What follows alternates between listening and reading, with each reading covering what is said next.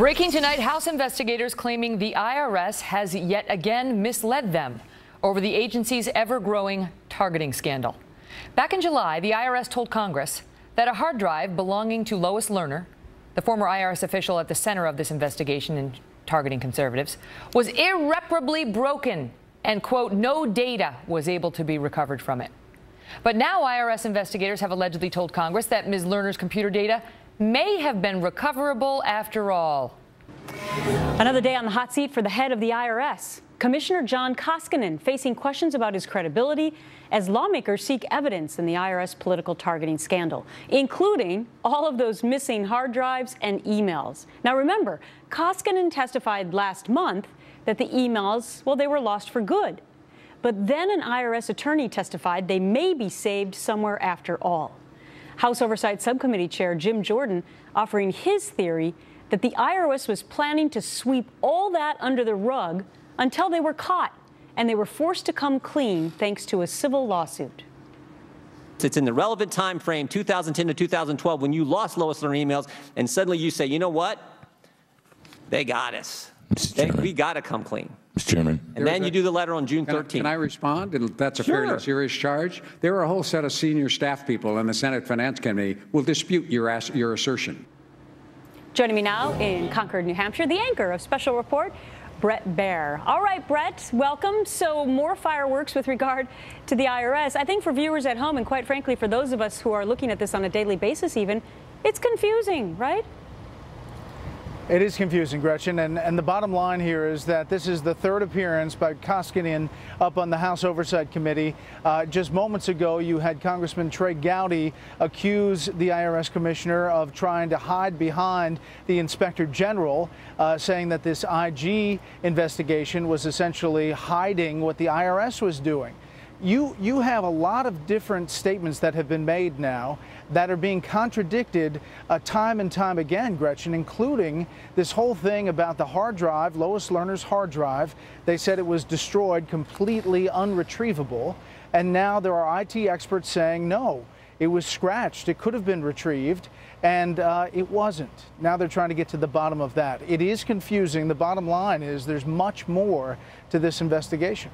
And if it weren't for those civil lawsuits, at least Congressman Jordan was saying maybe the American public would have never found out about any of this.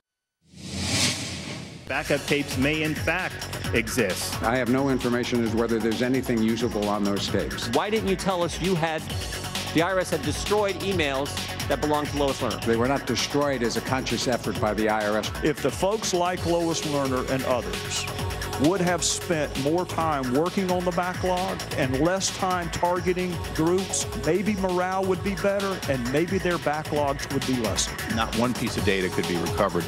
Doesn't surprise you. The American people just have a hard time believing that, does it? There was no secret that we were hiding. And right after the oversight hearing, the IRS commissioner talking directly to us on the record. My commitment is I want people to be comfortable that the IRS is simply the tax administrator. We're not a political organization. We're not politically motivated. When they hear from us, it has only to do with tax matters. It has nothing to do with their background, their organization, their political beliefs. At this point, as I say, we're beginning to run out of documents to produce, but we'll continue to produce them as quickly as we can in response to the committee's requests. All the information I have is that the backup tapes from 3 years ago were recycled and don't exist. I do know the Inspector General, as came out in this hearing and earlier materials released by this committee, has looked at some tapes and is reviewing them. And to the extent that there's any information on them, that would be terrific. If they need outside help, I would never oppose that. Again, as I say, it's our interest. My sense is we produced 67,000 Lois Lerner emails. The vast majority of them aren't very interesting. We've got 24,000 that she sent during this period to other people. And so my sense is that it would be very good to know how many other emails there were. At this point, there's no indication that they would be really exciting, but it would be much better for everybody to know that. And Representative Jim Jordan joins us. Good evening, sir. Good to be with you. If this weren't so serious, I'd be flippant and say who's on first, because it doesn't make any sense. Now the commissioner says that he doesn't know whether, well, he didn't know the backup tapes existed, and now he doesn't know if there's anything on them. What does he know, and where is this information? Yeah, great question, because every time we interview someone else, we find out some new fact that contradicts what Mr. Koskinen has said under sworn testimony and under oath, sworn testimony in front of the committee. Let me ask you, is he lying or uninformed or confused or what? Well, today he indicated that he didn't even talk to his chief counsel. Think about this. His chief counsel, Kate Duvall, knew in mid-February that Lois Lerner's email or computer hard drive was unrecoverable. His chief counsel knew, and he says he didn't talk to her. And he didn't tell us. The IRS knew in February. They didn't tell us until June 13th of this year. 4 months. Uninformed and incompetent in his job, or deceitful? It's hard to say. What are you leaning towards? Well, I think that he isn't being square with us. I really do. And that's a polite way to say deceitful. And I confronted him on that. I asked the commissioner, I said, if you knew in February, why didn't you tell us in February? Why didn't you tell us in April when you said you did know? Why did you wait all the way to June 13th? My theory is this. Judicial Watch does a FOIA request. They get an email from the Justice Department. They forward the Justice Department. They get an email from Richard Pilger, lawyer of justice, that shows he was talking with Lois Lerner in 2013. We bring Mr. Pilger in for a deposition. 2013, after she takes the fifth or before? I mean, before she gets, okay. Right before the Inspector General's report went public. So this is May of 2013, before. Before the Inspector General's report. Right before, actually days before. The email was 2 days before she went public. So we bring him in. We find out he not only talked to her then, he talked to her in 2010. We got an email exchange then. About what in 2010? About targeting? Yes, about the whole Citizens United case, about the very subject matter. So we subpoenaed Justice, and we said we want all correspondence between Justice and Lois Lerner. We get those emails. We then asked the IRS, why did we have to get this from Justice? Why didn't you guys provide them to us? Now here's the key fact. You always got to look at the timeline. I know as a prosecutor you do this as well. That was June 9th when we sent that letter to the IRS. June 13th is when they disclosed to the world, hey, we lost Lois Lerner's emails, and they've been destroyed, and they're unrecoverable. So you knew in February, you waited to June 13th. Why June 13th? Well, because we sent a letter on June 9th saying we got an email from the Justice Department that we didn't get from you. Well, if the Justice Department, though, in 2010, before the Inspector General's report, if they are talking to Lois Lerner about targeting, the plot thickens very much. I mean, were they actually talking about targeting then? It's worse than that, Greta. The IRS sent 1.1 million pages about C4 organizations, 21 disks of information. A small portion of that contained taxpayer-protected information, 6103, stuff you can't identify, about donors.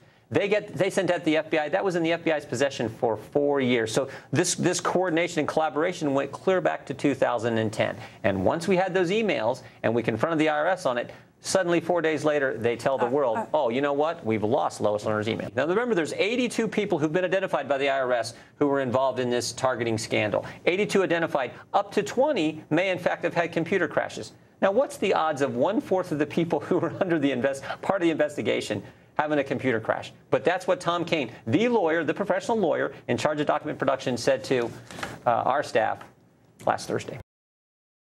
Joining me now, Chris Stirewalt, our Fox News digital politics editor, and Tom Dupree, a former Deputy Assistant Attorney General and Constitutional Attorney. Gentlemen, good to see you. Let me just start with you on this, Tom. So I'm looking at this. The declaration that was submitted in the case that's been brought against the IRS said the Lerner computer was no longer operational, no data was able to be recovered. They claim some guy, the IT expert, came before them today in Congress and said data was recoverable. And we recommended the agency seek an outside assistance in recovering the data, but it wasn't done. So what does all of this mean?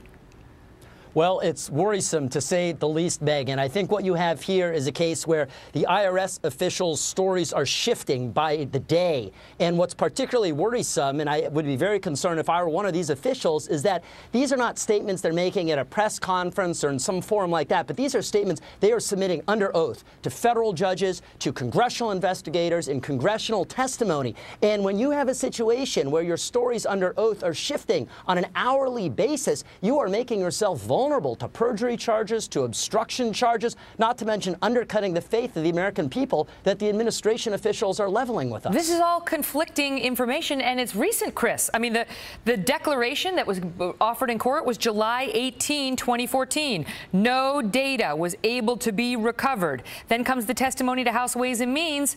Data was recoverable. I mean, I haven't directly heard it, but it sounds very, I don't see how you square that.